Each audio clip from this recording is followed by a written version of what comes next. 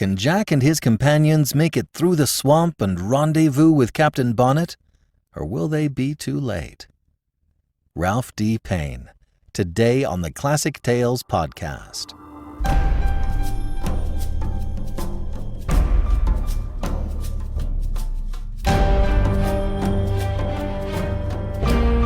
Welcome to the Classic Tales podcast. Thank you for listening.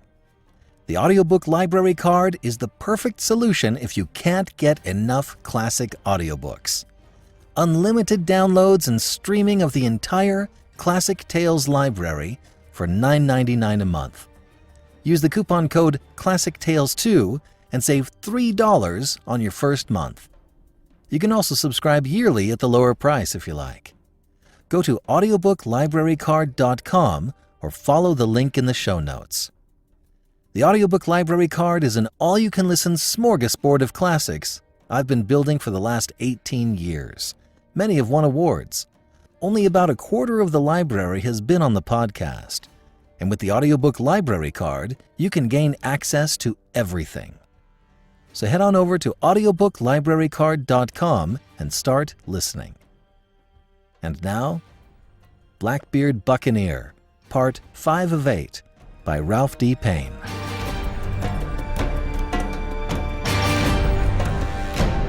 Chapter 10. The Sea Urchin and the Carpenter's Mate. For the sake of a treasure sordid and blood-stained, it would seem shabby to overlook the fate of hapless Joe Hawkridge, marooned along with the hands of the Revenge, who were suspected of plotting mutiny. His behavior was courageous and unselfish, for he could have fled back into the swamp where Blackbeard's wily attack threw the camp into tumult. From a sense of duty, he flung himself into the fray. What friends he had in the ship were those of the decenter sort, who were tired of wanton brutalities and of a master who was no better than a lunatic. When the sloop opened fire with her guns, it was time to surrender. Unhurt, save for a few scratches and a gorgeous black eye, Joe was dragged to the beach and thrown into a boat. Promptly, the armed pinnace took them in tow, as arranged beforehand. Several of the prisoners had visited this rendezvous at Cherokee Inlet during a previous cruise and had some knowledge of the lay of the coast. 5 or 6 miles out were certain shoals of sand, scarcely lifted above high tide, so desolate that nothing whatever grew upon them, nor was there any means of obtaining fresh water. Pretty fancy, to cast us where he can enjoy the sight of it when the ship sails out, said one of them, who held a wounded comrade in his arms. Some trading vessel may sight us in the nick of time, hopefully suggested Joe. Never say die. Trust most honest skippers to give the inlet a wide berth, was the lugubrious reply. This harbour was used by pirates afore Blackbeard's time. I was a silly apprentice boy, same as you, Joe, with Captain Willem Kidd, when we lay in here to caulk his galley for the long voyage to Madagascar. That poor figure of a pirate was that same Kidd, spoke up another. He ne'er scuttled his ship, nor fought in action, and his treasure was all in my eye.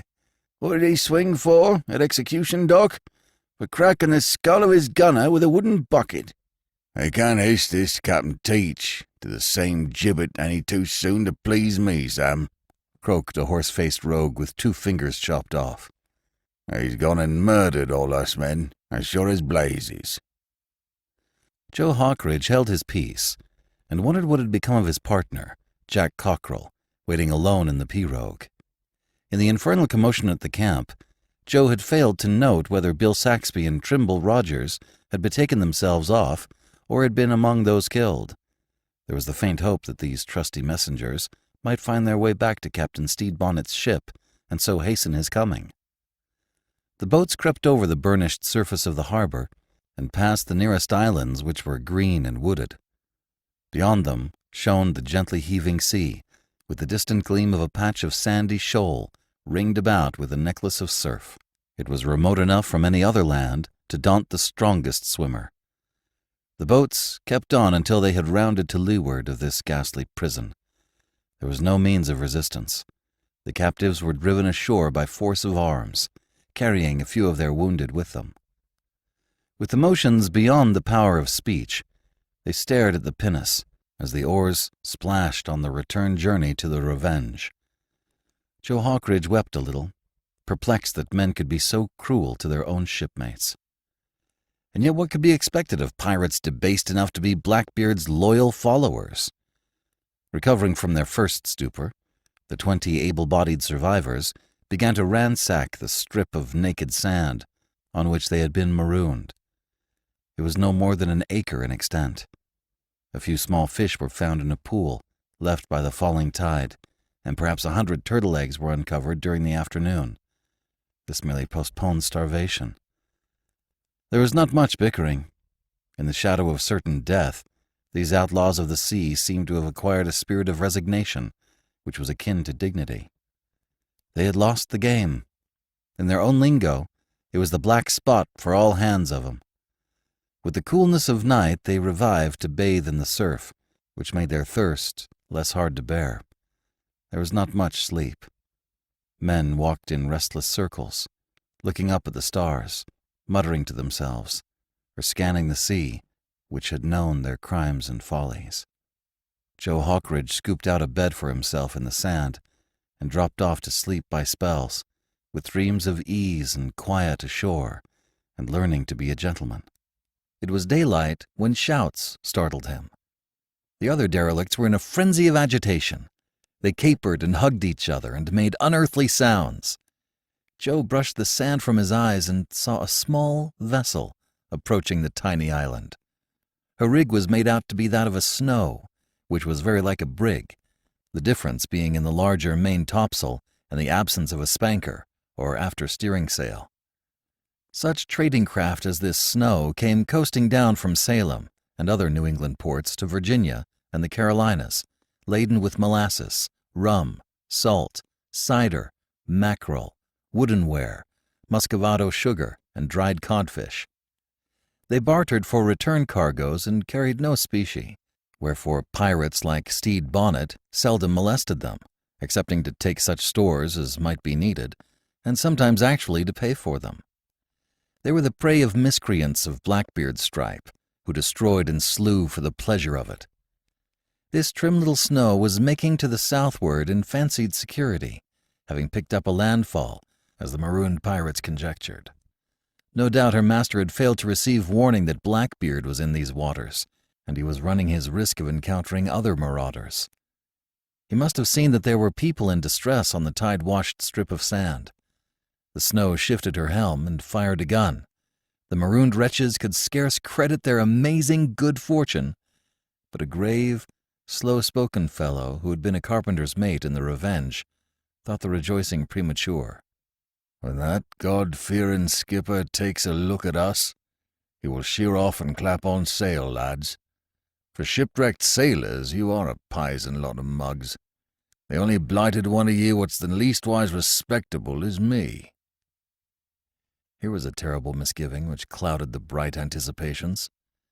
They were indeed an unlovely cargo for the little trading vessel to take on board. One of them whipped out a pair of scissors and hastily sawed at his unkempt whiskers, while his comrades stood in line and waited their turn. Others discarded gaudy kerchiefs and pistol belts, or kicked off Spanish jackboots. Scraps of gold lace were also unpopular. But they could not get rid of scarred faces and rum-reddened noses, and the other hallmarks of their trade.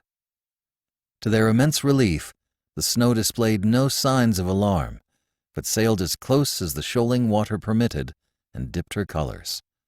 The pirates flattered themselves that they were not as frightful as the carpenter's mate had painted them, and this New England shipmaster was a merciful man who would not leave his fellow mortals to perish. They saw a boat lowered from the snow, and into it jumped 6 sailors, soberly clad in dungaree, with round straw hats on their heads. With a gush of gratitude, the pirates swore to deal courteously by these noble merchant mariners, and to repay them in whatever manner possible. Out into the murmuring surf rushed the mild-mannered rascals, eager to grasp the boat and haul it up. It was Joe Hawkridge, hovering in the background, who raised the first cry of astonishment. His voice was so affrighted that it quavered. Before the boat was halfway from the vessel, he perceived that these were no sedate seamen from the Massachusetts colony. even though they were in dungaree and round straw hats. He was gazing at some of Ned Rackham's evil pirates, whom he had last beheld on the shattered deck of the Plymouth Adventure, where they had been left behind to build a raft for themselves. The devil had looked after his own. They had floated away from the stranded ship, and instead of landing on the beach, had been rescued by this unfortunate Snow, whose crew had been disposed of in some violent manner. This much Joe Hawkridge comprehended, although his mind was a whirl. He was better off marooned. He had helped to turn the guns on the Plymouth Adventure against these very same men when they had been blown out of the after cabin and the ship retaken by Captain Jonathan Welsby. Whatever other plans they had in store, the first business would be to kill Joe Hawkridge. This was painfully obvious. He retreated still farther behind his companions and had a confused idea of digging into the sand and burying himself from view. The discovery that these were Blackbeard's pirates in the boat created general confusion, but there was no fear of instant death. It was a situation excessively awkward for the marooned company, but nevertheless open to parley and argument. By hurried agreement, the carpenter's mate, Peter Toby by name, was chosen as spokesman. Before he began to talk with the men in the boat, Joe Hawkridge called to him in piteous accents and begged him to step back in rear of the crowd for a moment. Toby shouted to the boat to wait outside the surf and not attempt a landing. "What's the row, Joe?" he asked with a kindly smile. "'Tis a disappointment for all of us, this tangle with Rackham's crew, but why any worse for you?" "I can't tell it all, Peter, but my life is forfeit once they lay hands on me." "What taradiddle is this? As I remember it in the Revenge, when all hands of us were cruising together, you had no mortal enemies." "It happened in the Plymouth Adventure," answered Joe. "There be men in yon boat that 'd delight in flaying me alive. I swear it, Peter, by my mother's name. Give me up and my blood is on your head." The boy's words carried conviction. The stolid carpenter's mate pondered and knitted his bushy brows. "I never did a wilful murder yet," said he.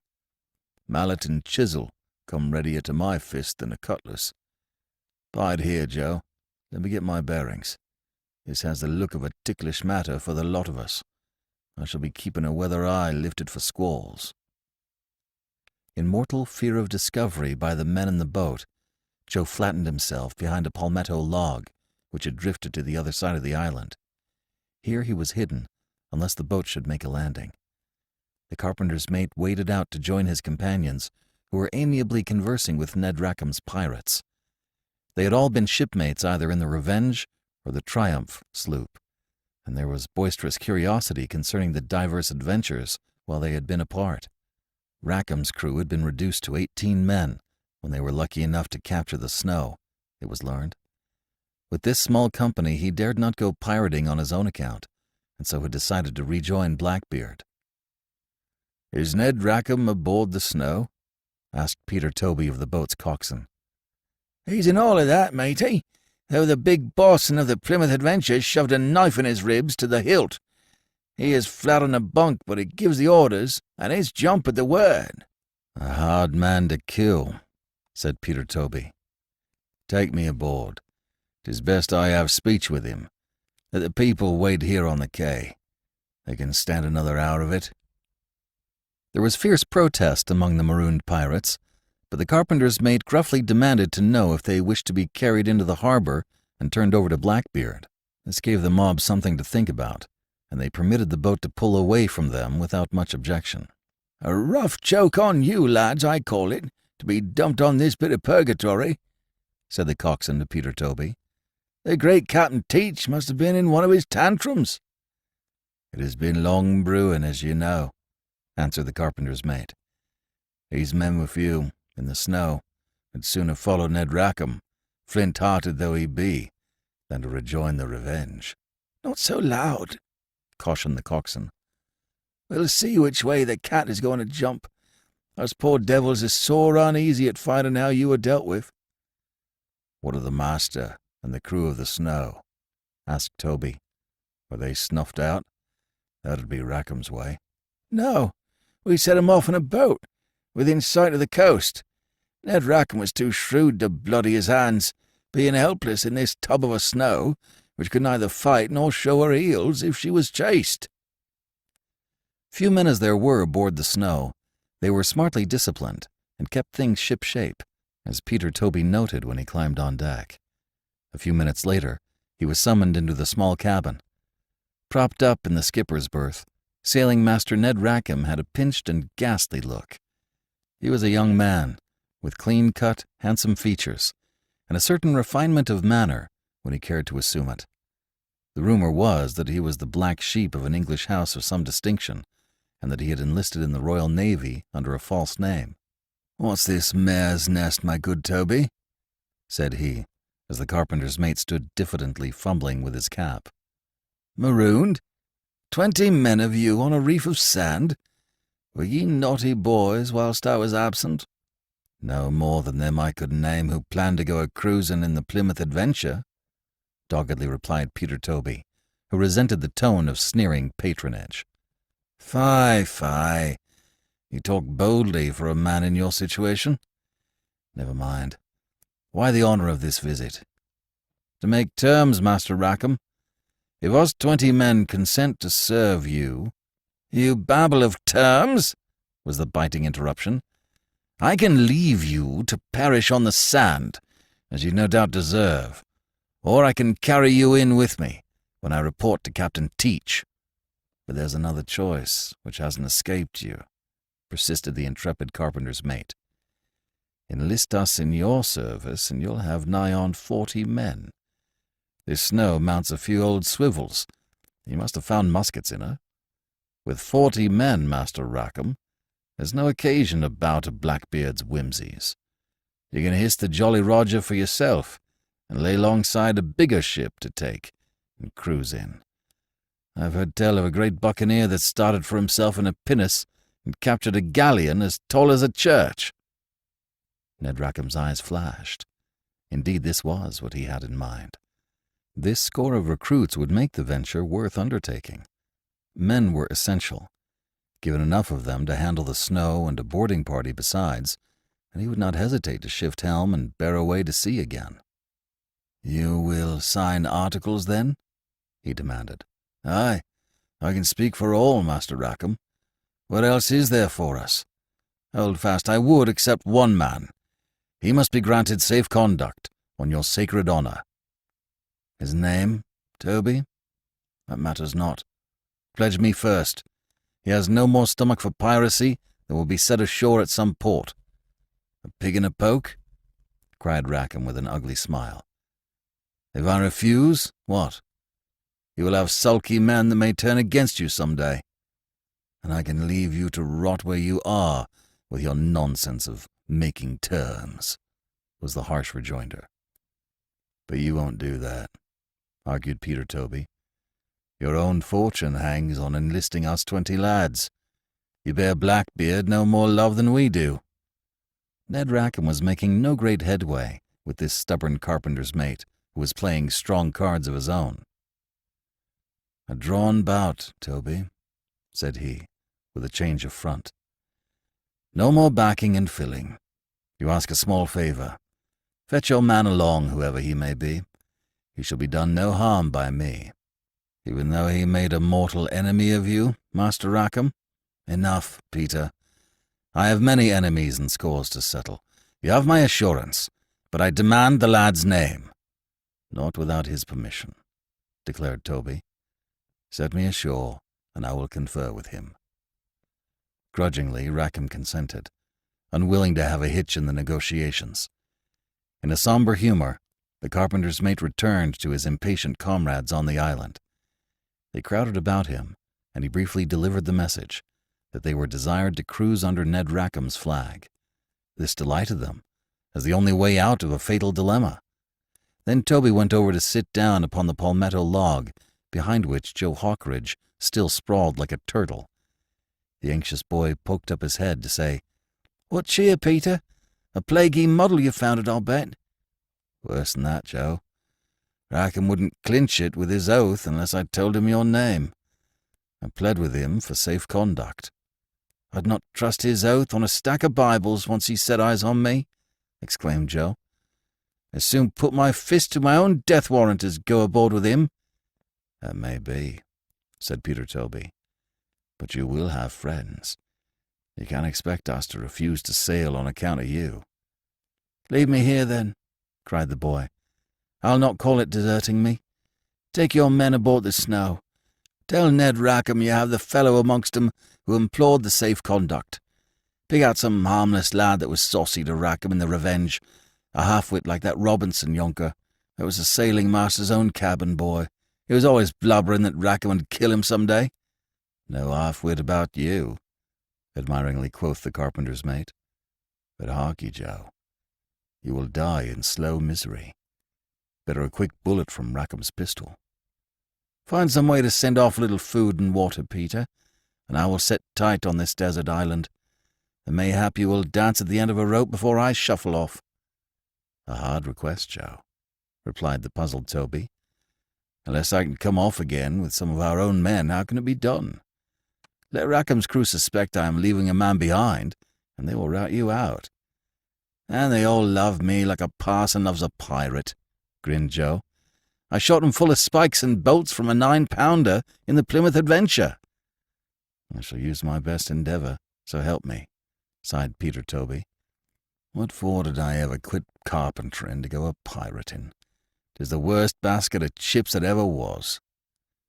"No sooner do I crawl out of one hole than I tumble into another," very truthfully observed Joe Hawkridge. "Insomuch as I've allus crawled out, you and me'll shed no more tears, Peter. There's a kick in me yet." The disconsolate carpenter's mate returned to his fellow pirates and bade them go off to the Snow. First, however, he extracted from every man the solemn promise that he would not divulge the secret of Joe Hawkridge's presence, nor reveal the fact that he had remained behind.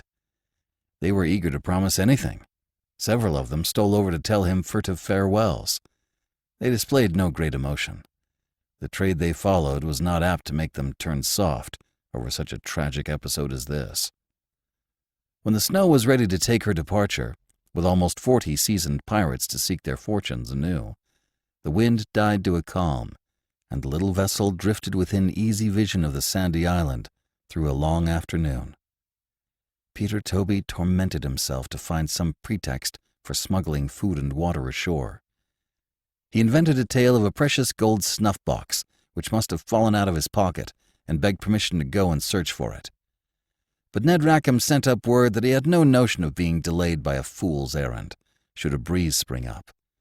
He was not at all anxious to linger so close to Cherokee Inlet, whence Blackbeard might sight the spars of the Snow and perhaps weigh anchor in the Revenge. Soon after dark, the sails filled with a soft wind, which drew the Snow clear of the coast. Peter Toby had been mightily busy with an empty cask. In it, he stowed meat and biscuit and a bag of onions, stealthily abstracted from the storeroom, while his own companion stood guard against surprise. This stuff was packed around 2 jugs of water, tightly stoppered. Then Peter headed up the cask with professional skill and watched the opportunity to lower it from the vessel's bow, where he was unseen. The wind and tide were favorable to carry the cask in the direction of the little patch of sea-washed sand, upon which was marooned the solitary young mariner, Joe Hawkridge. The carpenter's mate saw the cask drift past the side of the Snow and roll in the silvery wake. Slowly it vanished in the darkness, and he said to himself in a prayer devoutly earnest, "That boy deserves a slant of luck, and may the good God let him have it this once. Send the cask to the beach, and I vow to go a pirating never again."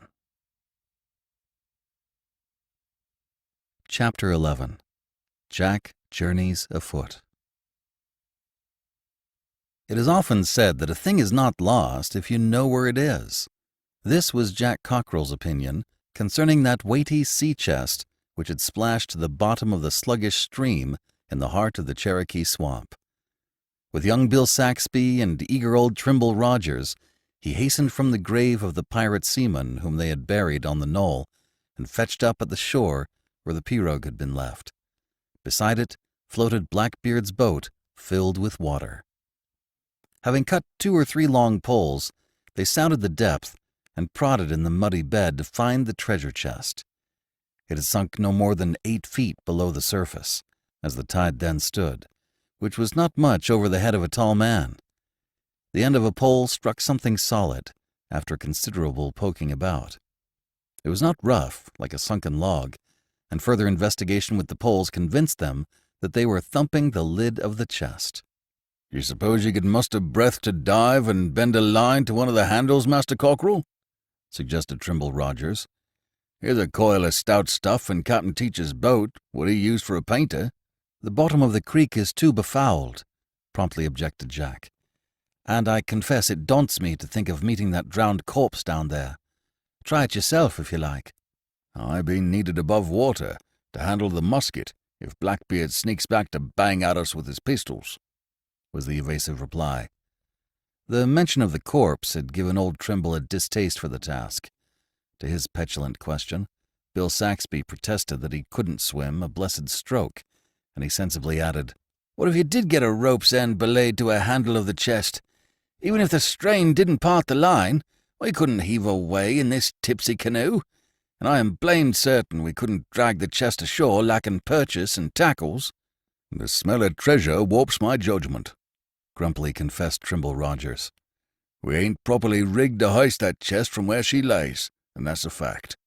"Give us the gear, and we'd have it out and cracked open as pretty as you please," said Bill. "Set up a couple of spars for shears, stay 'em from the bank, rig double blocks and grappling irons for a diver to work with."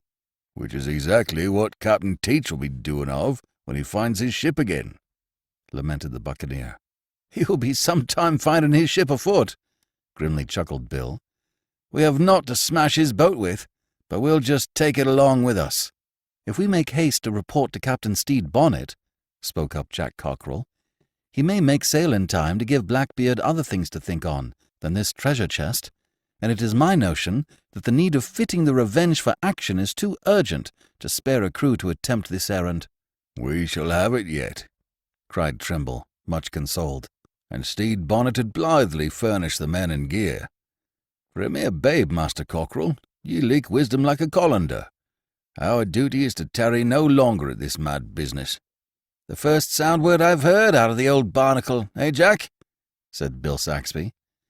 "We must be out of this swamp by night and lay in a course for Captain Bonnet and the Royal James. Whilst you empty Blackbeard's boat of water so we can tow it, let me make a rude chart," was Jack's happy idea. "Some mishap or other may overtake us ere we get the chance to seek the treasure again, and our own memory of this pest-hole of a swamp may trick us." Bill Saxby's tattered diary supplied a scrap of paper, and Jack dug charred splinters from the inside of the canoe, which enabled him to draw a charcoal sketch, or map. It traced the smaller stream from the fork where it had branched off, the stretch in which it widened like a tiny lagoon or bayou, and the point of shore just beyond, which the pirogue had unexpectedly rammed Blackbeard's boat. A cross designated the spot where the treasure chest had sunk in 8 feet of water. The knoll and the grave of seaman Jesse Strawn were also indicated, with the distance estimated in paces and the bearing set down by the position of the sun. "There," said Jack, well pleased with his handiwork, "and once we are aboard ship, I can make fair copies on parchment, one for each of us." "Thank you, lad," gratefully exclaimed Trimble Rogers, who now had something to live for. "'Twas a fond dream of mine, when I sailed with the great Captain Edward Davis in the South Sea, some day to blink at a chart which showed where the gold was hid." They were indeed recovered from the intoxication of treasure and recalled to realizing the obligation that was upon them. They had swerved from it, but now they pressed forward to finish the appointed journey. The canoe moved down to the fork of the waters with the light cockboat skittering in its wake, and perhaps the unhappy Blackbeard, stranded in the swamp, hurled after them a volley of those curses for which he was renowned. Once Jack Cockerel laughed aloud, explaining to his laboring comrades, "Captain Teach will be combing the burrs from his grand beard when he boards his ship again. He may get hung by the chin in a thicket." "He's sure to spend this night in the swamp, blast him," earnestly observed Bill, "and the mosquitoes'll riddle his hide." and may Jessie Strawn lose no time in haunting him," said Trimble Rogers. There was an hour of daylight to spare when they had ascended the larger creek as far as the canoe could be paddled. There they disembarked and hid the dugout and the cockboat in the overhanging bushes, where they could be found again in case of a forced retreat. Bill and Jack burdened themselves with the sack of food and the water jug, while the old buccaneer set out in the lead as a guide. It was irksome progress for a time, but gradually the ground became drier and the foliage was more open. Dusk found them safely emerged from the great Cherokee swamp and in a pleasant forest of long-leaf pine with a carpet of brown needles. In fear of Indians, they dared not kindle a fire, and so stretched themselves in their wet and muddy rags and slept like dead men. What awakened Jack Cockrell before sunrise was a series of groans from Trimble Rogers, who sat with his back against a tree while he rubbed his legs. Ashamed at being heard, he grumpily exclaimed, "Cord and faggot'd torment me no worse than this hell-begotten rheumatism. I'd be free of it in a ship, but the land reeks with foul vapours. It hurt me cruel at Cartagena in the year of—" "But you can walk all day, in such misery as that?" anxiously interrupted Jack. "If not, I'll make shift to crawl," said the old sea-dog. It was apparent to Jack and also to Bill Saxby that the ordeal of the swamp had crippled their companion, whose bodily strength had been overtaxed. They debated whether to try to return to the coast and risk a voyage in the canoe, but Trimble Rogers swore by all the saints in the calendar that he was done with the pestilent swamp. He would push on in spite of the rheumatism. His hardy spirit was unbroken. And so they resumed the march, the suffering buccaneer hobbling with the musket as a staff, or with the strong arm supporting him.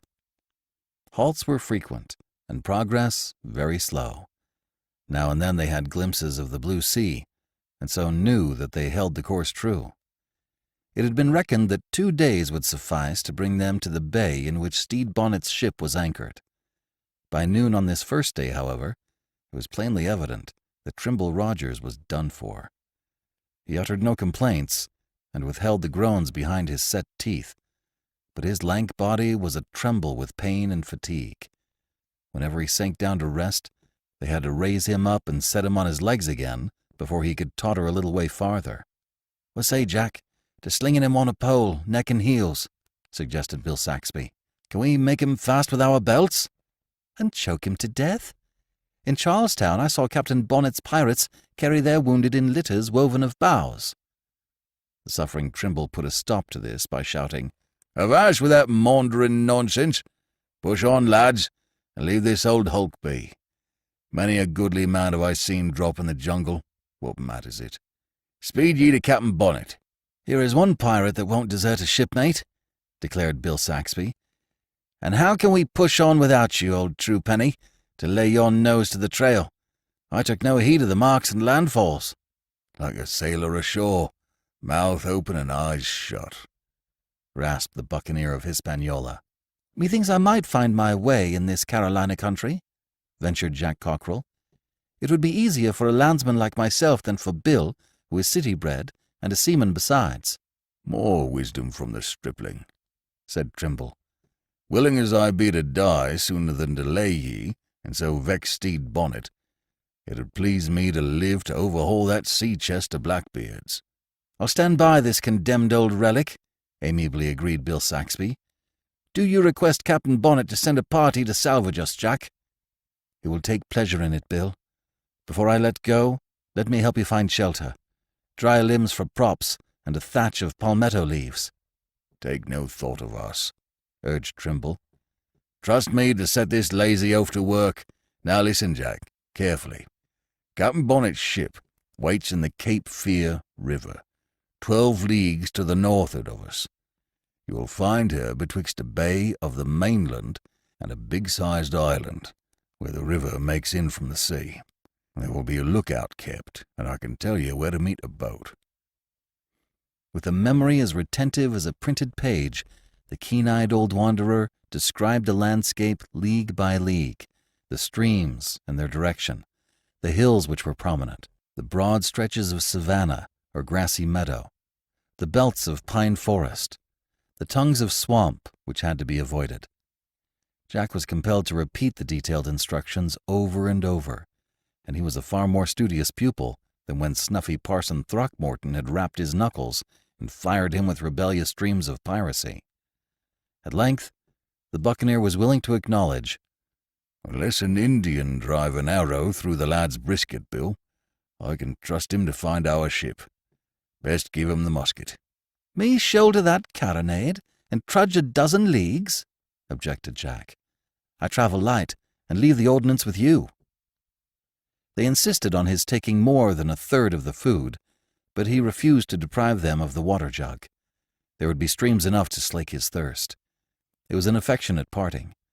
Bill Saxby's innocent blue eyes were suffused and his chubby face sorrowful at the thought that they might not meet again. Trimble Rogers fished out his battered little Bible and quoted a few verses, as appeared to be his habit on all solemn occasions. Jack Cockerell knew him well enough by now to find it not incongruous. Among his vanishing race of sea-fighters had been many a hero of the most fervent piety. Their spirit was akin to that of Francis Drake, who summoned his crew to prayers before he cleared for action.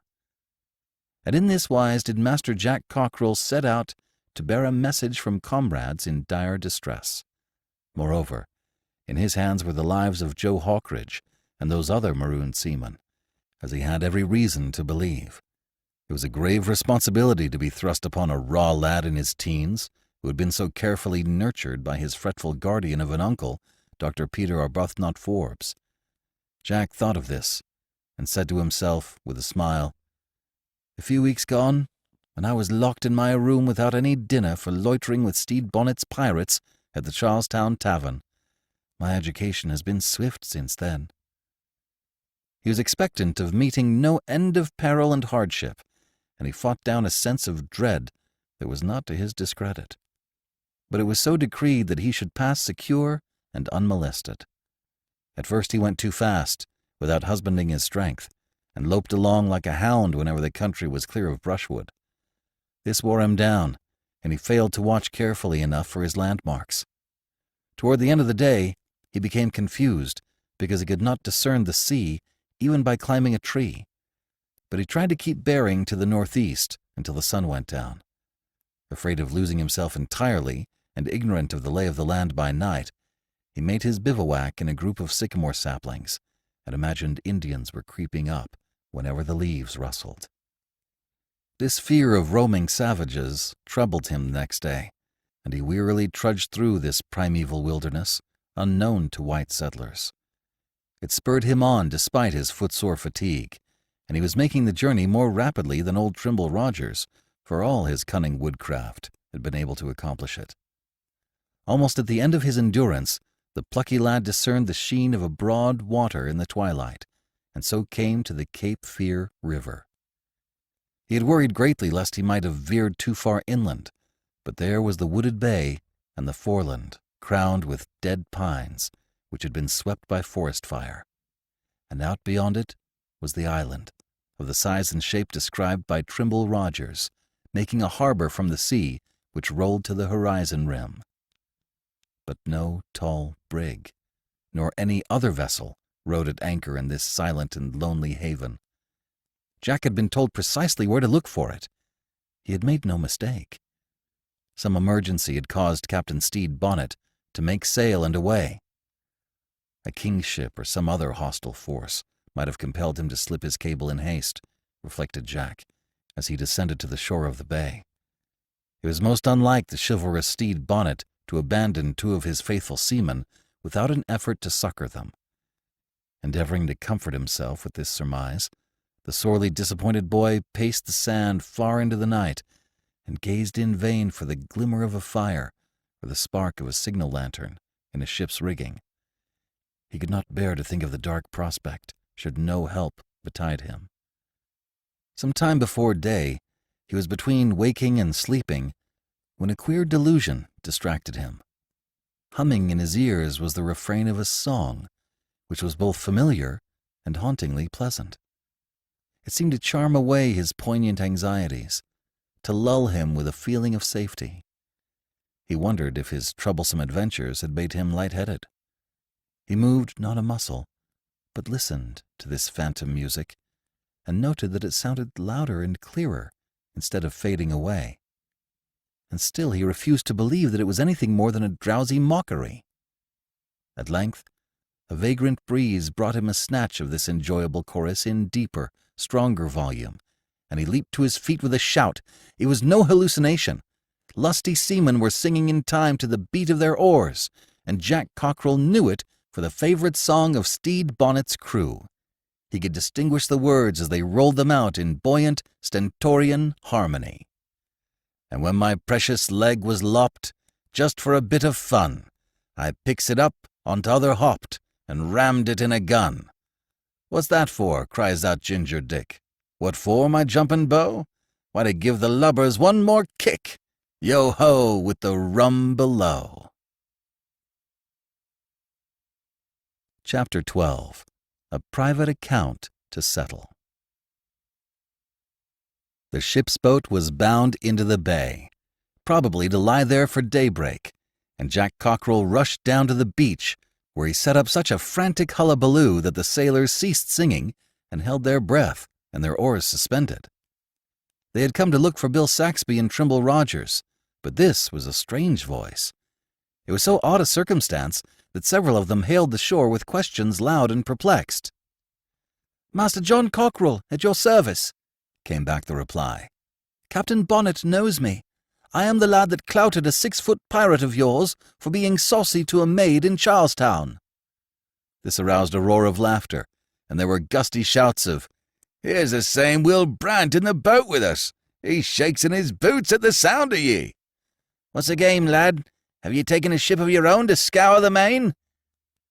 Jack ignored this good-natured badinage, and in dignified accents told them to come ashore and take him off to the Royal James. In this company, he had a reputation to live up to as a man of parts and valor. They let the boat ground on the smooth sand, and one of them lighted a torch of pitch-pine splinters. The fine young gentleman who had strolled arm in arm with Stede Bonnet to the Tavern Green was a ragged scarecrow, and bedaubed with red clay and black mud. This aroused their sympathy, before he told them of his escape from the Revenge and his adventures with Bill Saxby and the crippled Buccaneer. In their turn, they explained how Captain Bonnet had sent them down the river to await the return of the two men, who were now stranded in the wilderness 2 days' march distant. "And why did your captain shift the brig from her anchorage off the island?" asked Jack. This amused the boat's crew, who nudged each other and were evasive, until the master's mate, who was in charge, went far enough to say, "A sloop came in from the Pamlico River. Our ship's sort of snugger harboured, you see. There was some private business. We loaded the sloop with hogshead of sugar and bolts of damask and silver ingots. His Excellency, Governor Eden of the North Carolina province, turns an honest penny now and then." "The governor of this province is a partner in piracy?" cried Jack. "Brawl it not so loud, nor spill it to Captain Bonnet," cautioned the master's mate. "I confide this much to stave off your foolish questions when you board the ship." There was no reason to tarry in the bay, and the boat pulled out to follow the course of the river and return in haste to the brig Royal James in her more secluded harbor.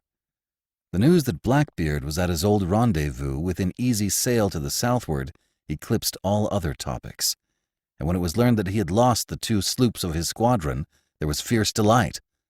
Although the Revenge was a larger vessel and more heavily manned and gunned, they were hilariously confident of victory.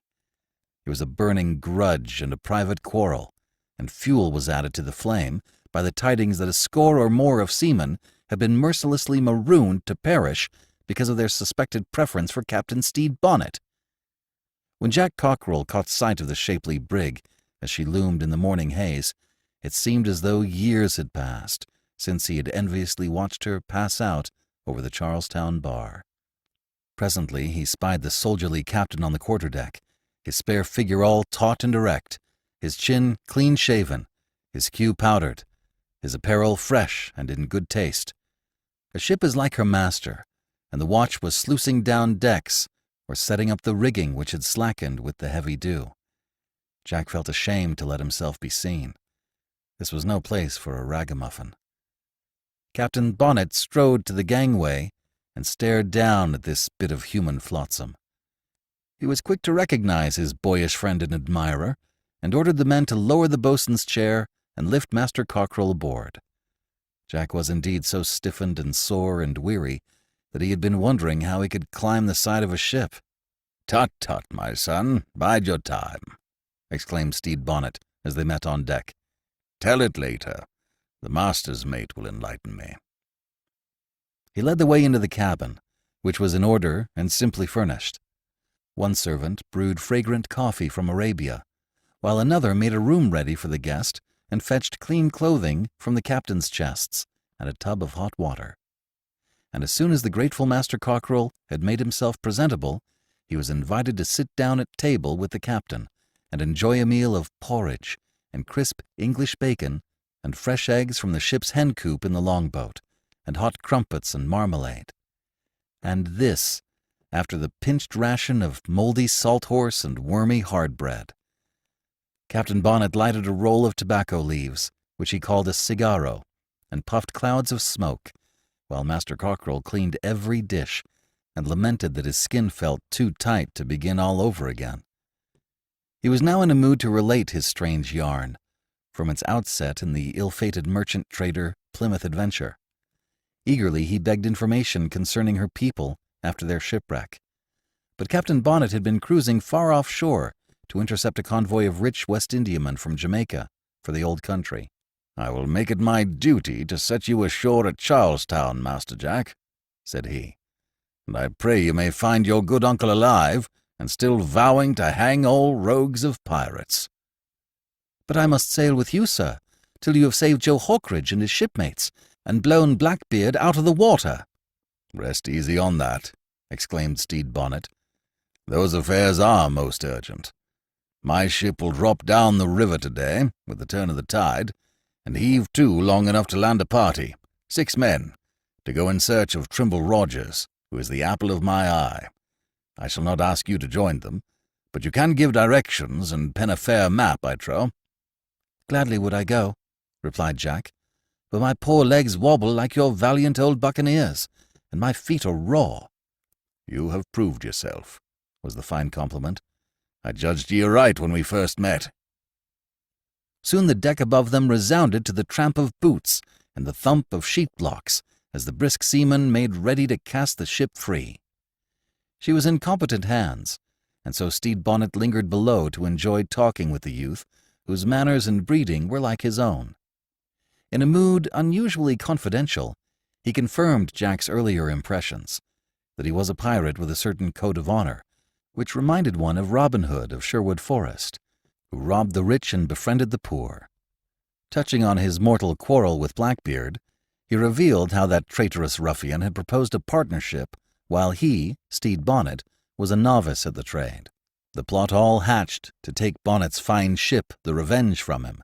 Blackbeard had disclosed his hand at the final conference when he said, with a sarcastic grimace, "I see, my good sir, that you are not used to the cares and duties of commanding a vessel, so I will relieve you of them."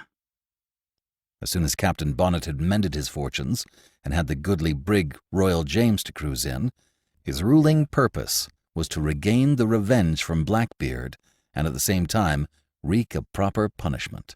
"So now, if we can trap this black-hearted Teach before he flits to sea," said Stede Bonnet, "you will see a pretty engagement, Master Cockerel.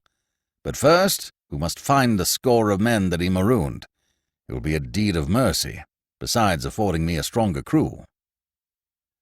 The brig was soon standing down the river, while the landing party broke out an ample store of provisions and powder and ball, with canvas for a tent. The plan was for them to pitch a camp near the shore of the bay, to which they could fetch back Trimble Rogers and Bill Saxby, and there wait for their ship to return and take them off. They were ready to go ashore when Captain Bonnet's navigator ordered the main topsail laid aback, and the brig slowly swung into the wind. The delay was brief, and no sooner was the boat cast off than the Royal James proceeded on the voyage to Cherokee Inlet. Clumsy as those sailing ships of 200 years ago appear to modernize, their lines were finely molded under water, and with a favoring wind, they could log a fair distance in a day's run. It goes without saying that this tall brig was shoved along for all she was worth before a humming breeze that made her creak, and during the night she was reckoned to be a few miles to seaward of the Sandy Islands, which extended like a barrier outside of Cherokee Inlet. Jack Cockrell stood a watch of his own, dead weary, but with no thought of sleep, until he could hear the lookout shout, "Land ho!" This cry came from aloft soon after dawn. The brig moved toward the nearest of those exposed shoals, while her officers consulted a chart spread upon the cabin roof. They were wary of running the ship aground, with Blackbeard no more than a few miles distant. So bare were these yellow patches of sand that showed against the green water that a group of men on any one of them would have been easily discernible. The Royal James coasted along outside of them under shortened sail, but discovered nothing to indicate a party of marooned seamen. "But they must be out here somewhere," cried Jack Cockrell in great distress. "They ought to be, for no trading vessel would take 'em off," replied the puzzled Captain Bonnet. "And if they were towed out in boats, as you say, Jack, these islands must have been where they were beached." "But you won't give up the search, sir, without another tack past those outermost shoals?" "Oh, we shall rake them all, but Blackbeard may have changed that crotchety mind of his and taken the men back to his ship." "I fear I have seen the last of my dear Joe Hawkridge," exclaimed Jack. "From what you tell me, the young scamp is not so easily disposed of," smiled Captain Bonnet. "I must haul out to sea ere long. 'Tis poor business to let Blackbeard glimpse my spars and so take warning." This was sad news, and Jack walked away to hide his quivering lip. To examine the islands again was a forlorn hope, because already it seemed certain that nothing alive moved on any of them. The brig passed them closer than before, as she made a long reach before turning out to sea. It was the intention to sail in to engage Blackbeard very early the next morning, and meanwhile he would be vigilantly blockaded. Even Jack Cockrell, hopeful to the last, was compelled to agree with the crew of the brig that not a solitary man could be seen on these sea-girt quays, and it seemed useless to send off a boat to explore them one by one. There would have been some stir or signal, even if men were too weak to stand. The air was clear, and from the brig's masts it was possible to sweep every foot of sandy surface. Here was another mystery of the sea. It occurred to Stede Bonnet to ask, "You took it for granted they were marooned, Jack, when the boats passed from your sight and you were hidden in the tree in the swamp. What if a quicker death were dealt 'em?" "That may be, sir." The brig was leaving the coast astern.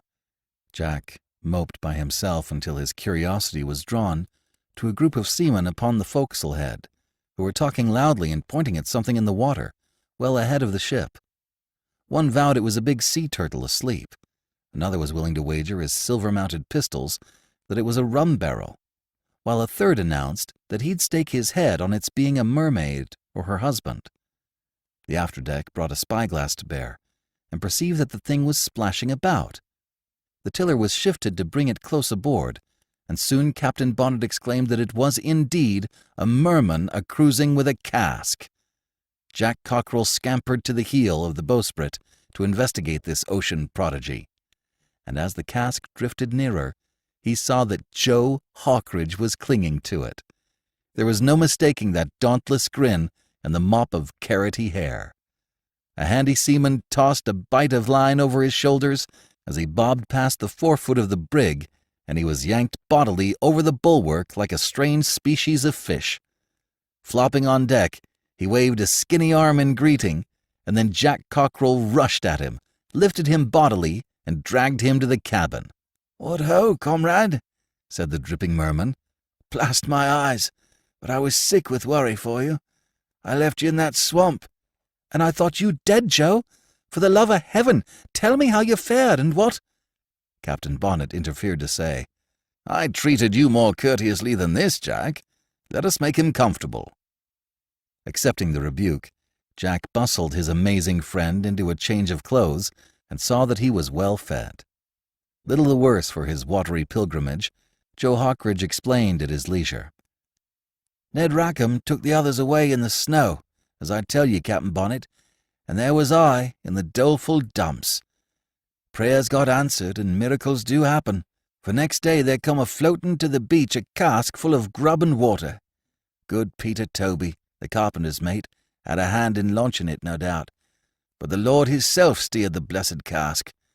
Well, while I sat a giving thanks and thinking one thing and another, I figured that when I'd ate all the grub and swigged the water, I was no further along. And so you thought you would trust the Lord again, suggested Captain Bonnet. Aye, sir, that was it. By watching the tides, I reckon I might drift to another island, and so work to the coast, taking my provisions with me. There was some small line in the cask that Peter Toby had wrapped the stores in, and I knotted the harness about the cask that I could slip an arm in, and off I goes when the tide sets right. But some kind of a dratted cross-current catched me, and I'm sailing out to sea, I finds, without compass or cross-staff. Bound to get to London River, eh, Jack? Same as we started out on the silly little raft. Phew, this adventure was bad enough, cried Jack. But when you saw Ned Rackham's pirates in the boat, and you couldn't run away, I wonder, honest Joe, you didn't die of fright. What for? This is no trade for a nervous wight. And now for a bloody frolic with Blackbeard's bullies. There is a share of his treasure for you, Joe, as soon as we can go find it, gleefully announced Master Cockerel. I have the chart drawn all true with my own hand. Let me get it. While the two lads pored entranced over the map of the branching creek and the pine-covered knoll, the crew of the Royal James were overhauling weapons and clearing the ship for action. It disappointed them to lack the 20 men whom they had expected to find marooned, but this made them no less eager for battle. Concerning Ned Rackham, there was no feud with him or grudge to square, and he could go his way in the little trading snow without fear of molestation from Stede Bonnet. Under cover of night, the Royal James worked back to the Sandy Islands and anchored in the channel. One of her boats had ventured within sight of the inlet for a steady reconnaissance and reported that the Revenge was still in the harbor. Captain Bonnet was considering his plan of attack. He said nothing about it to Jack Cockerel and his chum, the merman, and they greedily listened to the gossip of the petty officers, or thrashed out theories of their own. To sail boldly into the harbor was a ticklish risk to run, as there was no pilot aboard who knew the inner channel and the depths of water. All the gunners were in favor of attempting it, because they yearned to settle it with crashing broadsides. But the battered, hairy sea dogs who had fought it out in hand-to-hand conflicts on the Caribbean were for leaving the brig in safe water and sending 50 men in boats to board the Revenge at the first break of day. In the midst of the forecastle argument, Captain Bonnet sent for Jack Cockerel and told him, "You are to keep out of harm's way, my young gamecock. I have undertaken to deliver you to your esteemed uncle with arms and legs intact, and your head on your shoulders." "But I am lusty enough to poke about with a pike or serve at a gun-tackle," protested the unhappy Master Cockerel. "I expect you to obey me," was the stern mandate. "You will have company. This Joe Hawkridge is to stay with you." "But he is a rare hand in a fight, Captain Bonnet. You should have seen him in the Plymouth Adventure." "The boy is weak and all unstrung, though he carries it bravely, Jack, and Blackbeard's men would take special pains to kill him as a deserter." By this humane verdict, the two lads were shielded from peril, as far as it lay within Stede Bonnet's power. They should have felt grateful to him, but on the contrary, it made them quite peevish, and they sulked by themselves up in the bow of the ship until it was time to eat again. Then their gnawing appetites persuaded them to forgive their considerate host. The pirates moved about the deck until far into the night, while the sparks flew from cutlass blades pressed to the whirling grindstone. Tubs were filled with hand grenades and fire pots, the deck strewn with sand, the magazine opened and powder passed up.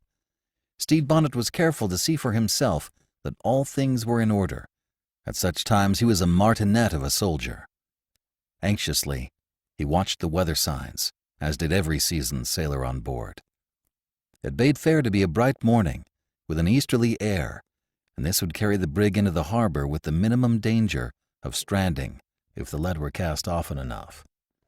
Joe Hawkridge and Jack Cockerel were of some assistance in explaining the marks and bearings of the channel, and Captain Bonnet consulted them over the chart, unrolled upon the cabin table.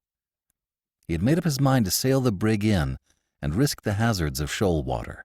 When he went on deck, Jack thought of a topic as thrilling as this imminent duel between ships, as he remarked with joyous excitement, "Now, Joe, as soon as ever Blackbeard gets his drubbing, we beg a boat and men and gear of Captain Bonnet and go up the creek to fish out the treasure chest and dig in the knoll."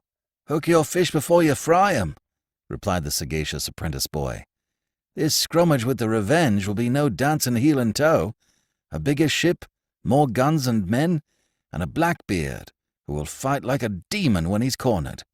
Crazy though he may be, he is the most dangerous pirate afloat."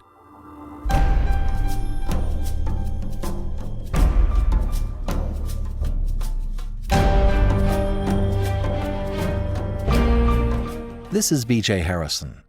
I hope you've enjoyed this unabridged production of Blackbeard Buccaneer Part 5 of 8 by Ralph D. Paine. If you've enjoyed this book, you might also enjoy The Count of Monte Cristo by Alexandre Dumas. And you can listen to all the pirate tales you want with your Audiobook Library Card. Steer yourself over to audiobooklibrarycard.com now and click the appropriate button. Use the coupon code ClassicTales2 and save $3 on your first month. Thank you for joining me today and allowing classic literature to awaken your better self. Please join me next time, and we'll rediscover the greatest stories ever put to paper.